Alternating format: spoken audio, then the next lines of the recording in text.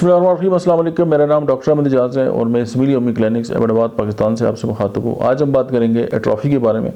अब वो एट्रॉफी जो है वो बॉडी की किसी भी ऑर्गन की हो सकती है, यूट्रस की हो सकती है, टेस्टिस की हो सकती है, उसके अलावा जो है वो ओवरीज की हो सकती है, या बॉडी में किसी भी जगह पे हो। तो ये जो मेडिसिन है ये एक सपोर्टिव मेडिसिन के तौर पे वहाँ पे काम करती है।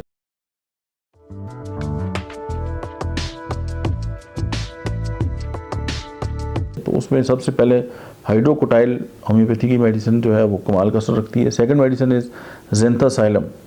ज़ेंथासाइलम जो है वो तिमर से बनती है और हमारे घरों में जो पुराने हमारे बुज़ुर्ग हैं वो इसकी चटनी बना के इस्तेमाल करते थे, और आज समझ आ रही है कि वो हार्मोन्स पे कितना बेस्ट काम करती थी। उसके बाद होम्योपैथी की मेडिसिन है काली आयोडाइड, और उसके बाद जो नेक्स्ट मेडिसिन है वो है काली बाइक्रोमिकम।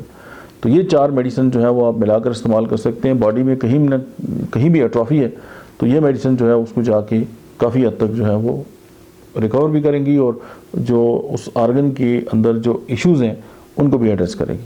Thank you very much.